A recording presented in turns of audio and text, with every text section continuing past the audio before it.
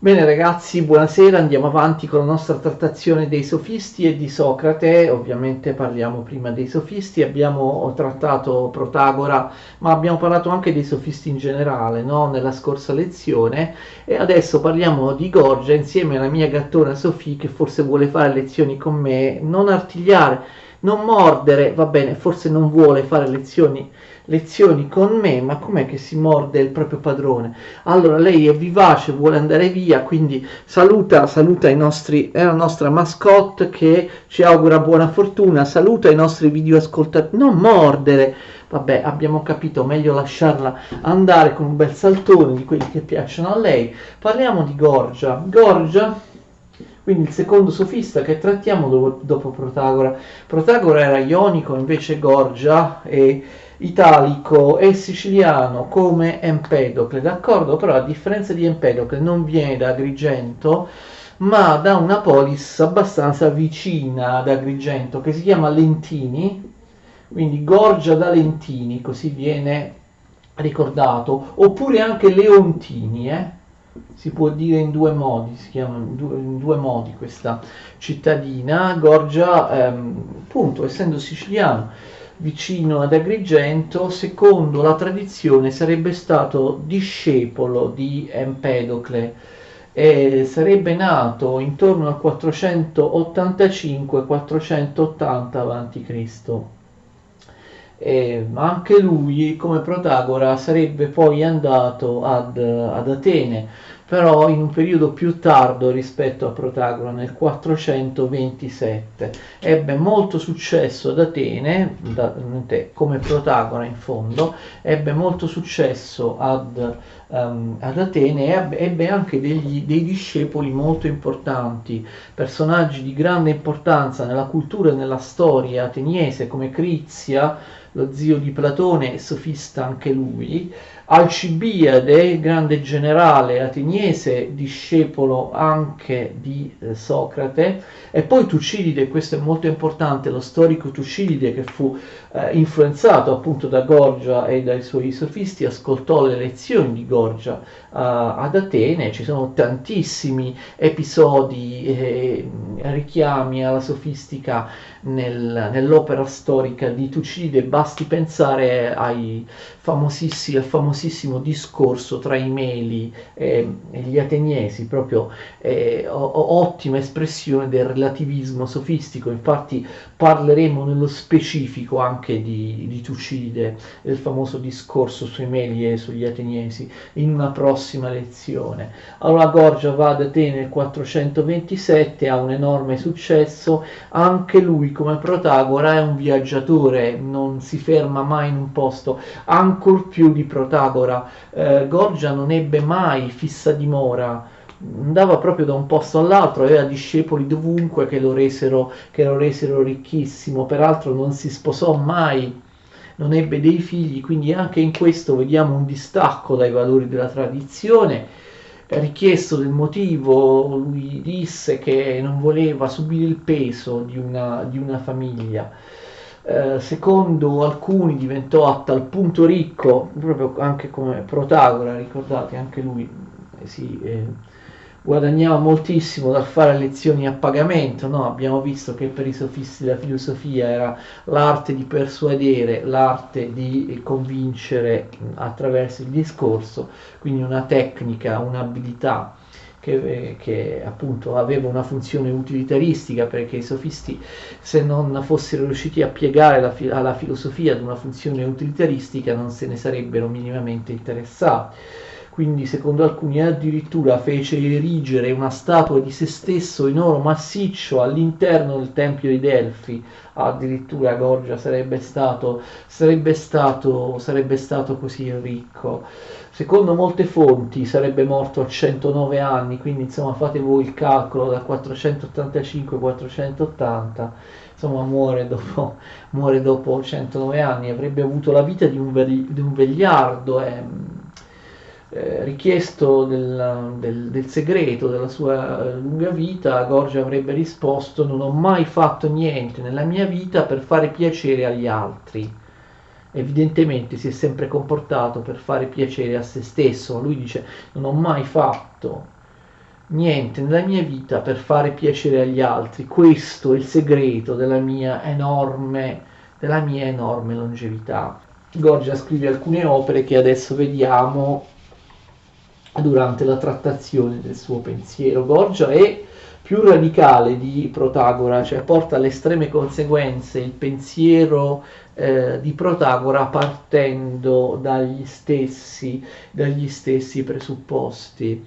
Un'opera importante di Gorgia su cui abbiamo notevoli frammenti, quindi si può leggere in parte, quindi andatela a leggere, magari si trova anche nelle antologie dei testi scolastici. L'opera si chiama Sulla natura, ovvero sul non essere. Il titolo ovviamente è polemico, sulla natura ovvero sul non essere, cioè già il titolo vi dice quale sarà il tema di quello che sarà chiamato il nichilismo di Gorgia. Nichilismo, nihil vuol dire niente, Gorgia dice che esiste il niente, esiste il non essere. Quindi sulla natura ovvero sul non essere vuol dire che la natura consiste nel niente, nel non essere. Nulla è.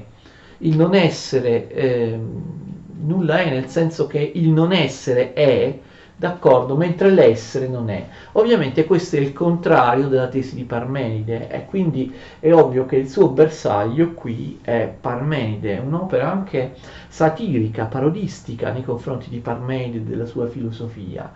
Nel loro attacco nei confronti dell'idea dell'esistenza di una verità assoluta, eterna, oggettiva, i sofisti se la prendono, e in particolare Gorgia, se la prendono in particolare con chi?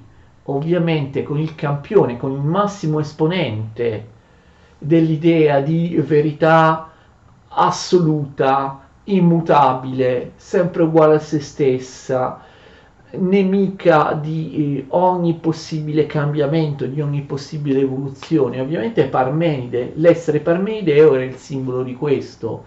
Fate attenzione perché anche se noi non abbiamo parlato di questa interpretazione di Parmenide nelle lezioni a lui dedicate, molti critici attualmente, non solo adesso, anche in passato, ma soprattutto in tempi recenti, danno una interpretazione politica del poema di Parmenide, cioè Parmenide, come anche Eraclito, essendo aristocratici entrambi, sarebbero stati ostili al cambiamento. Quindi le teorie fisiche, fisiologiche, naturalistiche di Eraclito, di Parmenide, no? Nel caso di Eraclito l'unità dei contrari, nel caso di Parmenide l'essere statico, immobile, senza tempo, indivisibile,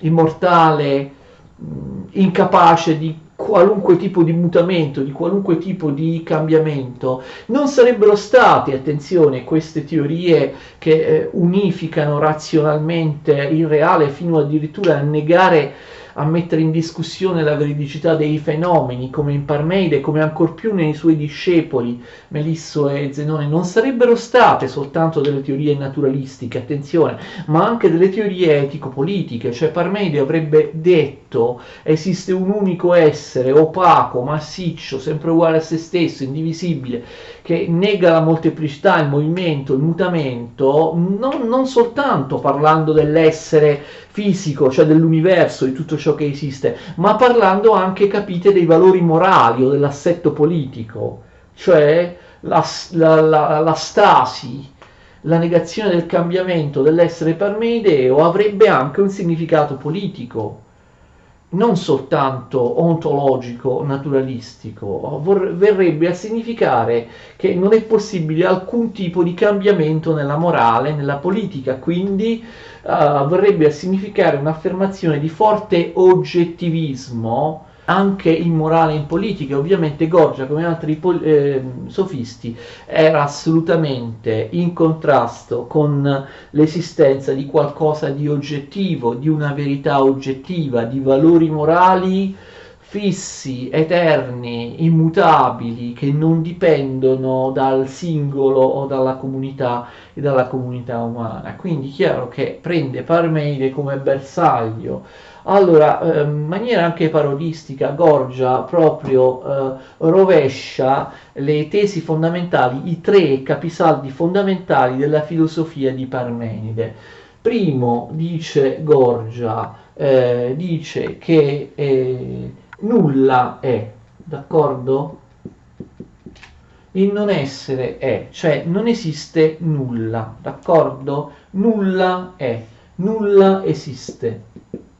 Dice poi, secondo punto, se anche qualcosa esistesse, cioè ammettiamo che qualcosa esistesse, qualche essere, io dico che esiste il nulla, però ammettiamo che qualcosa esistesse, se anche qualcosa esistesse, secondo Gorgia non sarebbe pensabile. Ok? Quindi potrebbe esistere qualcosa, non so, una verità, un essere. Io dico che non esiste, dice Gorgia, però ammettiamo pure che esista. Noi non ne verremmo mai a conoscenza, perché la nostra mente, la nostra capacità di conoscere, il nostro pensiero non potrebbe mai arrivare a conoscere l'essere. Quindi se anche qualcosa esistesse, non sarebbe pensabile, non sarebbe conoscibile.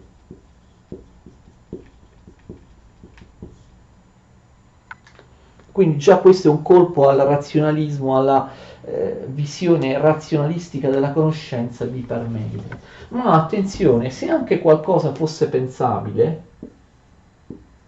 se anche qualcosa fosse pensabile,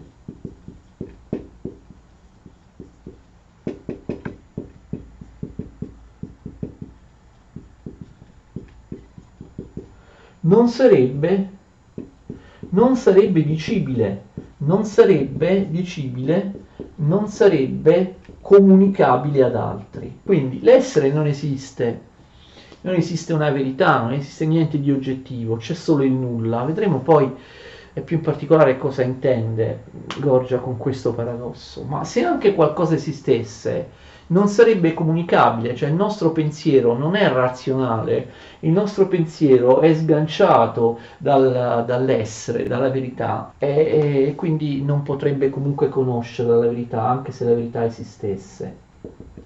Poi, anche se noi pensiamo di conoscere, di comprendere la verità, non siamo minimamente in grado di comunicarla agli altri, quindi niente, noi anche se conosciamo una verità, questa conoscenza non corrisponde alla possibilità di dire, di comunicare, d'accordo? Noi non avremmo il linguaggio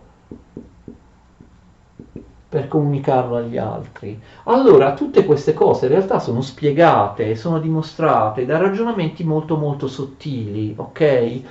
Andatevi a leggere perché l'opera ce l'abbiamo e adesso non posso leggerla proprio nel dettaglio, però è molto interessante vedere le argomentazioni sottili di Gorgia.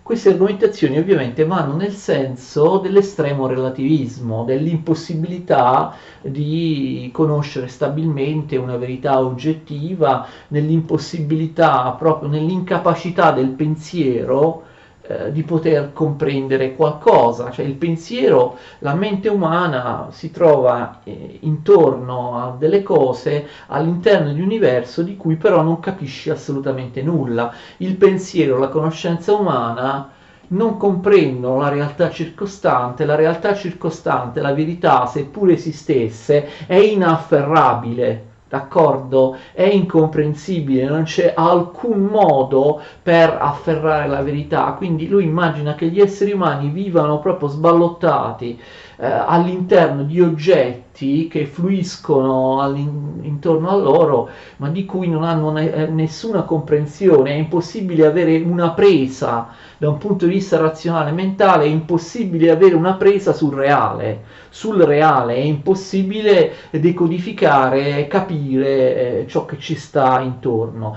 ma se anche lo capissimo noi non saremmo minimamente in grado di esprimerlo. Ogni linguaggio è un tradimento di ciò che noi pensiamo. Ciò che noi pensiamo, le idee nella nostra mente non possono essere convenientemente espresse con il linguaggio, anche se io cerco di comunicare qualcosa ad un altro, quell'altro non capisce, quindi viene meno, capite, proprio la razionalità intersoggettiva del linguaggio. Il linguaggio non è più un medium, uno strumento per comunicare qualcosa che da un emittente a un ricevente, da un locutore a un interlocutore, parte in maniera oggettiva, conforme alla propria idea, e arriva in maniera conforme, identico al messaggio di partenza, al ricevente. Quindi il linguaggio non ci fa altro che, non provoca altro che in realtà in noi una suprema confusione, una grande confusione. Invece di far arrivare il messaggio tale quale è, quale io voglio comunicare, lo modifica, lo rende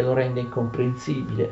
Quindi chiaro che questa teoria suppone che gli esseri umani vivano proprio all'interno di un ambiente di cui non capiscono nulla, che non possono in nessun modo descrivere agli altri e così via. E quindi ovviamente viene negata l'identificazione che, ricordate, c'era in Parmeide tra essere, tra verità, tra pensiero e linguaggio, tra essere, pensiero e linguaggio, ma l'essere in Parmeide corrisponde alla verità, no? Alla via che dice che è. Quindi mentre per Parmeide la verità è immediatamente comprensibile dal pensiero, anzi il pensiero quando pensa sempre l'essere, pensa sempre la verità.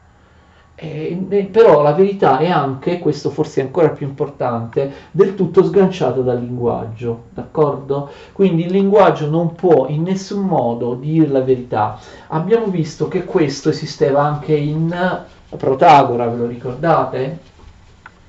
Però in Gorgia è ancora più radicale. In Gorgia è completamente spezzato il nesso tra la verità, o meglio proprio tra la realtà, tra qualunque tipo di realtà esterna, e il linguaggio.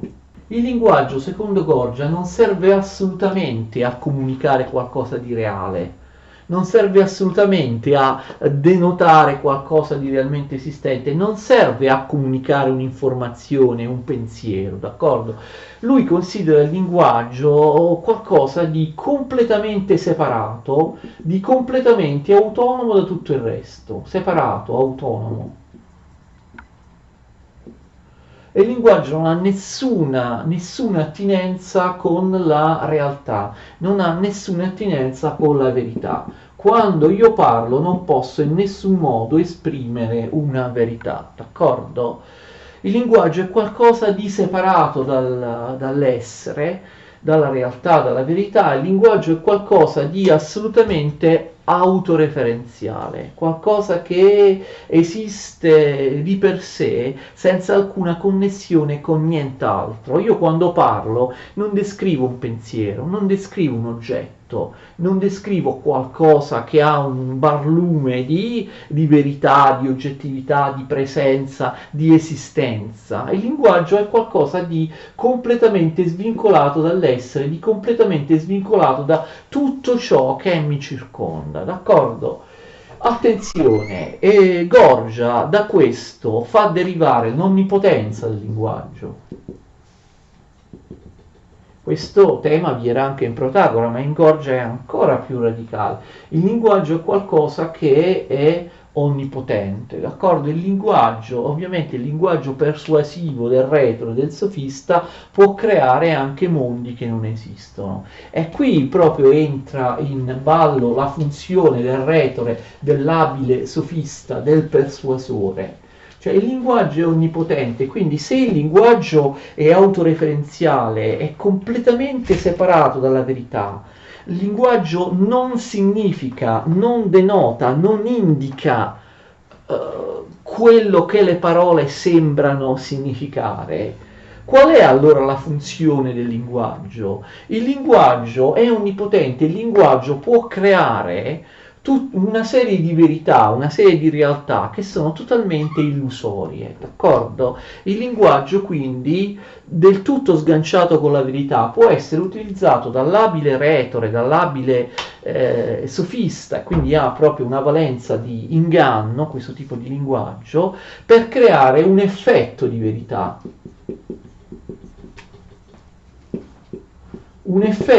Per creare un effetto di verità, un'illusione di verità, d'accordo? L'abile retore, l'abile sofista può creare mondi immaginari che esistono soltanto nella mente, nel cuore, nelle passioni di chi ascolta. Il linguaggio non dice ciò che è l'essere, il linguaggio dice qualcosa di assolutamente immaginario che non esiste, ok? Quindi il linguaggio è fondamentale per Borgia. Che cosa succede? La tecnica del sofista presenta due possibili operazioni del linguaggio. Quella preliminare è la dialettica. Ricordate che la dialettica era stata attribuita come metodo a Zenone, ve lo ricordate? La dialettica di Zenone era quello di non tanto dimostrare la veridicità di una tesi, ricordate? Ma di distruggere, di confutare la tesi avversaria con il metodo della dimostrazione per assurdo. Cioè io non dimostro la verità della mia tesi, o meglio, la dimostro preliminarmente dimostrando l'assurdità della tesi contraria. Quindi la dialettica ha una funzione completamente distruttiva. La dialettica serve a distruggere, a demolire, a confutare la tesi dell'avversario o comunque qualunque tesi, ok? E quindi poi sul nulla che la dialettica crea, sulla distruzione, sulle macerie, viene invece costruito qualcosa dalla retorica. La retorica è invece la parte, secondo Gorgia, la retorica è la parte costruttiva del linguaggio.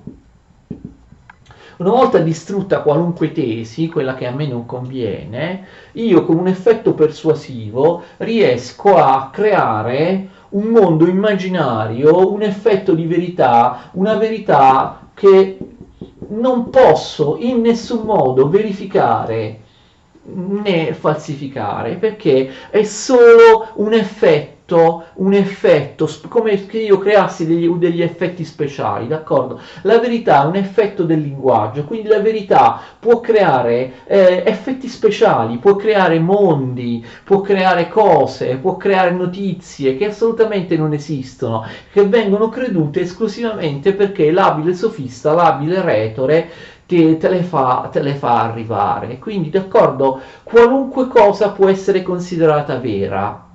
Dipende ovviamente da come la considera, da come la prende colui che riceve questo tipo di linguaggio. Quindi diciamo che non c'è, io posso far credere a una persona a qualunque cosa, anche una cosa del tutto assurda, del tutto irrazionale, del tutto, che sembra del tutto lontana dalla realtà quotidiana, posso convincerlo di qualunque cosa, posso imbonirlo, posso imbottirlo di nozioni assolutamente false con cui il mio interlocutore andrà a credere ad una verità che non si può assolutamente né verificare né falsificare, d'accordo? Per dirla con un'espressione più difficile, non esiste alcun criterio extralinguistico per verificare questa verità, cioè la verità o l'effetto di verità, l'illusione di verità, l'inganno della verità esiste solo all'interno del linguaggio tra il retore e colui che viene convinto.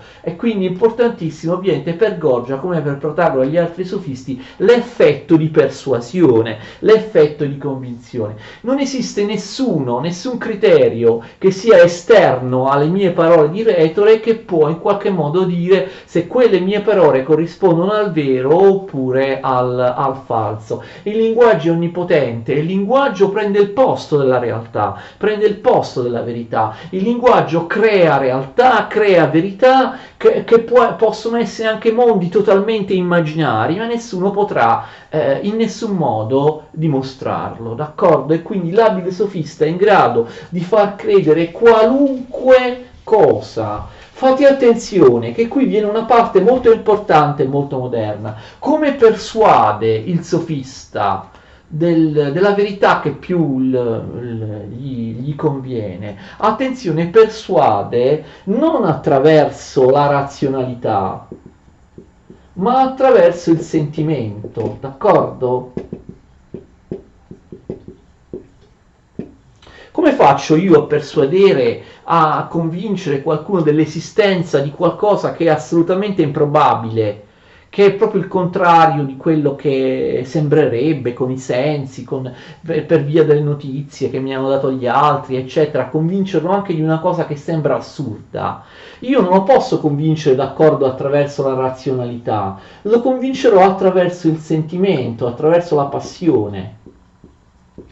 Cioè, capite, il sofista, il retore ha buon gioco nel creare una verità immaginaria, una verità qualsivoglia che non può essere in nessun modo testata, perché l'interlocutore viene preso, capite, attraverso il sentimento. Il linguaggio del sofista convince non per i dati, per i contenuti, ma convince perché è un linguaggio evocativo, perché è un linguaggio che impressiona, che colpisce, quindi è un linguaggio che non va a convincere il cervello, d'accordo, la ragione, va a convincere il cuore, le passioni, i sentimenti, se non il basso ventre, d'accordo? E uno è convinto di qualcosa perché è a bocca aperta, è stupefatto del tipo di linguaggio che riceve dal sofista, ok? Guardate che questa è un'idea molto moderna. Se voi pensate, non so, alla comunicazione politica o alla comunicazione pubblicitaria, a un certo tipo di marketing, no? La pubblicità non è informazione, una cosa è informare con il linguaggio, una cosa è fare pubblicità. Spesso la pubblicità, appunto, si basa su meccanismi irrazionali, C'è un politico che parla in televisione, un affabulatore, ti sta simpatico, ti colpisce per motivi sentimentali, sembra un po' tuo padre, sembra un po' il socio d'affari che tu vorresti, da cui compreresti qualcosa, eccetera. E insomma diventa una figura familiare dall'altra parte del teleschermo, ok? Come si dice oggi, non è importante ciò che tu dici, è importante come lo dici. Ecco, Goggia voleva intendere qualcosa del genere. Il linguaggio dell'abile sofista ingannatore ti persuade per qualcosa di emotivo, qualcosa di sentimentale, che ti fa scaturire una passione e ti fa quindi obnubilare, ti fa cancellare, ti fa eliminare completamente gli elementi di razionalità, d'accordo? Quanto è moderno questo? Nella pubblicità, nel marketing, nella comunicazione politica non si fa la stessa cosa. Il politico che ti bombarda dalla televisione, dall'altra parte del teleschermo, a un certo punto tu dici sì, mi è simpatico, voto per lui. Ma sono vere le cose che dice? Non è che non ha detto delle cose contraddittorie, ha detto delle cose assurde, ha detto delle cose, ha mentito, magari un politico che mente sempre, e ci sarebbe un riscontro per capire che ha mentito. No, io non penso che mi abbia mentito, perché io mi fido di lui, io sono così simpatetico con lui, sono così conquistato, capite, sentimentalmente e razionalmente da lui, che non mi importa quello che dice, se i suoi ragionamenti sono coerenti, se ha fatto una cosa, ne ha detta un'altra, ha detto una cosa, ne ha fatta un'altra, ok? Io vengo convinto in base al sentimento, in maniera del tutto irrazionale. Non so neanche magari ripetere quello che lui ha detto. Ha portato un'argomentazione, non lo so, non so neanche che cosa ha detto. Io posso soltanto dire mi piace, non mi piace, se mi piace, mi è simpatico, voto per lui, perché voti per lui non lo so. Quante volte uno davanti alla televisione, soprattutto persone magari che non si intendono molto, persone un po' slegate dalla realtà, davanti alla televisione dicono ma lui mi piace, no, ma quell'altro politico non mi piace, ma perché? Ma non lo so, d'accordo? Quindi fate attenzione, il sofista convince in maniera irrazionale, d'accordo? Irrazionale. Questa è una cosa, secondo personaggi come Platone o altri, inaccettabile per la filosofia. Aggiungiamo qualcosa sulle caratteristiche generali dei sofisti. Abbiamo visto che il sofista cambia anche il metodo della filosofia. Ricordate il metodo con cui fare filosofia? Si affida a un linguaggio persuasivo e non ad un linguaggio razionale. Cioè, noi pensiamo sempre alla filosofia come una disciplina che dimostra qualcosa in base ad argomentazioni razionali. E invece Gorgia ci dice no, la filosofia è una tecnica di persuasione che convince di una realtà, di una verità che non potrà mai essere peraltro verificata in maniera irrazionale. Cioè la filosofia come una tecnica di affabulazione, di convincimento del tutto irrazionale. Non più una sana e condivisa ricerca della verità tra il locutore e l'interlocutore in base a dei presupposti e a un ragionamento razionale condiviso. No, c'è il locutore che si mette al di sopra dell'interlocutore, lo sovrasta, lo fa innamorare di lui, in qualche modo lo mette sotto da un punto di vista emotivo. Quindi la filosofia non più come disciplina che spiega, dimostra razionalmente qualcosa, ma come disciplina che ti fa credere qualcosa con dei meccanismi irrazionali. La verità si identifica con la credenza. Esistono tante credenze, nessuno può dire qual è quella più vicina alla verità. Ogni credenza vale come ogni altra e può essere proprio la creazione dal nulla attraverso l'abilità del discorso di un esperto sofista, d'accordo?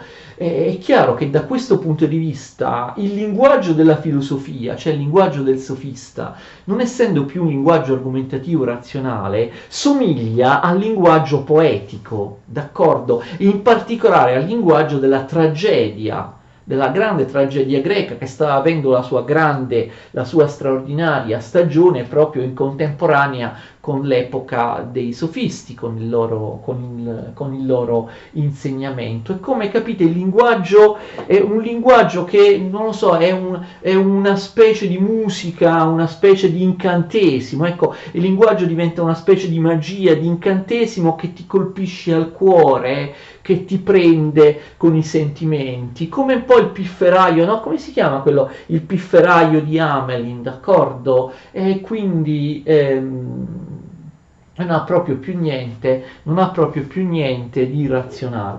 Voi capite bene che in realtà la teoria di Gorgia è basata su una visione molto pessimistica dell'essere umano, dell'umanità, cioè basata sull'idea che gli individui siano stupidi, che gli individui siano ignoranti, siano stupidi, siano deficienti, che gli individui non abbiano alcun tipo di controllo relativamente alla realtà che li circonda. Quindi sono talmente stupidi che possono essere convinti di qualunque cosa, perché per loro il sentimento o l'attaccamento magico, mistico, irrazionale al leader è superiore agli argomenti della ragione. Questa è una cosa modernissima, no? D'accordo? Creare illusioni che vengono irrazionalmente, per quanto assurde, considerate verità. All'epoca bisognava persuadere per fare questo, perché all'epoca che cosa dava? I sofisti erano immersi in una società del linguaggio, in una società del dialogo, d'accordo? Una società della parola.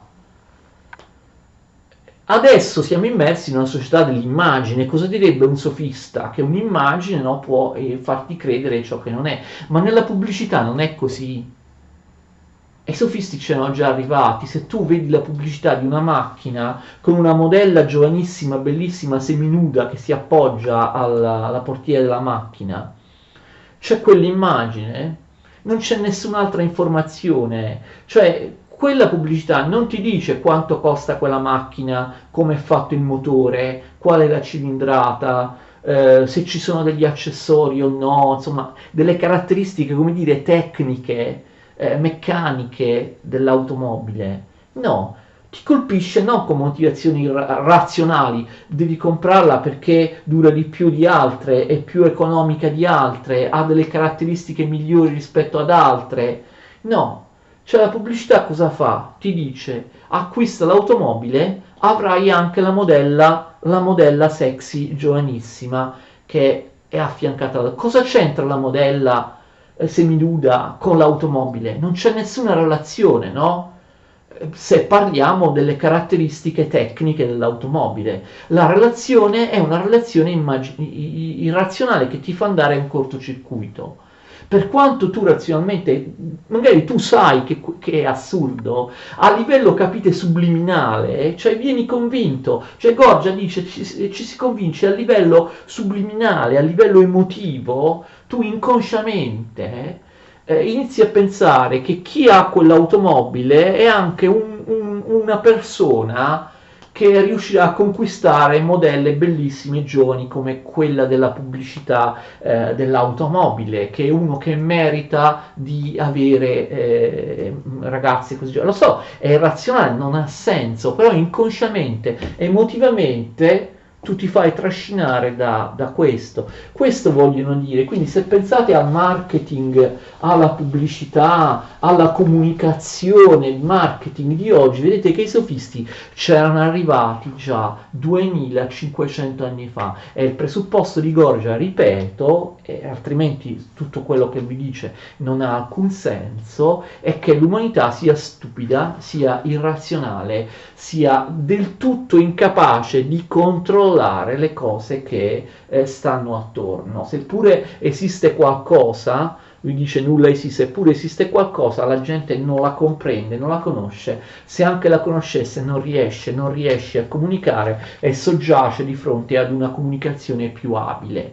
Quindi ovviamente il discorso non ha nessuna importanza se sia vero e neanche se sia valido, ricordate come Protagora, basta che il discorso sia efficace, cioè l'unico tipo di discorso che prende il posto del discorso vero, razionale, è il discorso efficace per ottenere l'effetto di verità che porta alla persuasione, al sentimento della convinzione. Questa è l'efficacia. Infatti Gorgia stesso dice che è importante non ciò che dici ma come lo dici. Infatti Gorgia utilizzava un linguaggio ornato, noi potremmo pensare anche un tono della voce, no? Per persuadere, un linguaggio ornato pieno di metafore, di metonimie, di figure retoriche, linguaggio complesso, no? Pieno di figure, di immagini, di figure, di paragoni, che quindi colpisce l'interlocutore. Le figure retoriche lui le chiamava tropi, d'accordo, i tropi. Gorgia viene accreditato, forse a torto, di essere l'inventore di alcune delle figure retoriche che si usano ancora oggi, per esempio l'ipallage, ipallage, sapete cos'è? L'ipallage ve l'ha spiegato la vostra professoressa di italiano, e quindi ecco, spero di essere riuscito a spiegare il pensiero di Gorgia. Se vogliamo fare un'ultima cosa, un paragone tra Protagora e Gorgia, abbiamo visto che Gorgia è molto più radicale rispetto a Protagora, infatti in Gorgia parliamo di nichilismo, mentre in Protagora parliamo di relativismo. Vi ricordate che in Protagora la verità non è vero che non esiste, non può essere conoscibile, non può essere dicibile. La verità Protagora la ammette, anche se non è una verità oggettiva, una verità assoluta, una verità che serve ad uno scopo, una verità variabile, no? Una verità che comunque rappresenta l'utilità della polis per un fondamento comunque intersoggettivo. Ce l'ha la verità di Protagora, perché la verità rappresenta l'utilità di un gruppo, di una polis. Questo discorso di utilità può essere poi sostituito da un'altra opinione che può essere più utile, però man mano, ogni volta, comunque in Protagora c'è un dibattito, d'accordo, un confronto intersoggettivo all'interno di un'assemblea per decidere qualcosa che è l'utilità della polis, cioè l'utilità comune. E quindi ha un fondamento di verità, per quanto variabile, il fatto di dover discutere e arrivare all'idea che per il momento ciò che è vero non c'è, ciò che è vero, ciò che è valido è questo tipo di utilità, poi si discute e si ragiona in comune su quello che è un'altra verità, un altro tipo di discorso utile, d'accordo? Però invece in Gorgia non c'è neanche questa dimensione, capite, comunitaria, collettiva, intersoggettiva di dibattito per arrivare a una verità che comunque è la verità utile ad un gruppo, non a un singolo. E in Gorgia c'è soltanto invece l'affermazione arbitraria e del tutto ingannevole di un effetto di verità creato dal singolo. Questo effetto di verità creato del tutto irrazionalmente dal singolo può essere anche in contrasto, capite, con l'utilità generale. Non ci sono dei metodi per stabilire quale sia tra le varie ipotesi di verità, posto che nessuna sia una verità oggettiva, perlomeno l'ipotesi più utile per tutti, come è in Protagora. Invece per Gorgia c'è il totale arbitrio di convinzione del sofista. L'ultima cosa che vi dico su Gorgia, il fatto che lui scrive due opere che noi abbiamo, quindi è interessante leggerle, per proprio mettere in pratica e spiegare la sua tecnica, il suo procedimento, scritti in cui lui infatti usa metafore e cose del genere. Il primo è l'elogio di Elena. Elena, sapete, era un personaggio screditato tra i greci, aveva svolto un ruolo negativo nella mitologia, no? Nelle storie che si raccontavano. Elena avrebbe fatto innamorare di sé Paride, comunque si sarebbe messa con Paride, lasciando, abbandonando, tradendo il marito Agamennone, e in questo modo avrebbe provocato la guerra di Troia, la morte di tutti i troiani, di tutti anche i fratelli di Paride stesso, perché Agamennone, visto che Elena l'aveva lasciato per Paride e i due, Elena e Paride, se ne andati a Troia, Agamennone insieme con Menelao, con Ulisse, con tutti gli altri greci aveva mosso la guerra di Troia. E lui invece cosa vuole fare Gorgia? Ovviamente l'anticonformista, dire che Elena non è assolutamente responsabile, non ha fatto nulla di ingiusto. E cosa dice Gorgia per difenderla? Appunto l'argomento è che lei è stata mossa dall'amore per Paride, e chiunque viene mosso dall'amore, dai sentimenti, dalle emozioni, dall'irrazionalità, non sa quello che fa, e anzi la maggior parte della gente proprio è trascinata da questa specie di magia, come il pifferaio com'è di Amelin e così via. Quindi Elena non è colpevole di niente, perché ha agito non sotto la convinzione della ragione del suo cervello, ma trascinata dalla passione, dal sentimento, che è qualcosa che appunto è più forte, l'istinto è qualcosa più forte della razionalità, e quindi la scusa accampando tutta una serie di motivazioni con dei ragionamenti molto sottili. La stessa cosa fa per Palamede. Lui scrive l'apologia di Palamede. Palamede era un cattivo, uno che aveva ingannato molte persone, un personaggio negativo del mito. Adesso non voglio appesantire le lezioni, non vi dico perché, potete andare a trovare dovunque la storia di Palamede. Anche in questo caso Gorgia difende e cerca di assolvere Palamede. Capite come un avvocato che sia talmente bravo dal far credere alla giuria qualunque cosa, dal far assolvere imputati, personaggi anche proprio al di là e al di fuori dei loro atti oggettivi.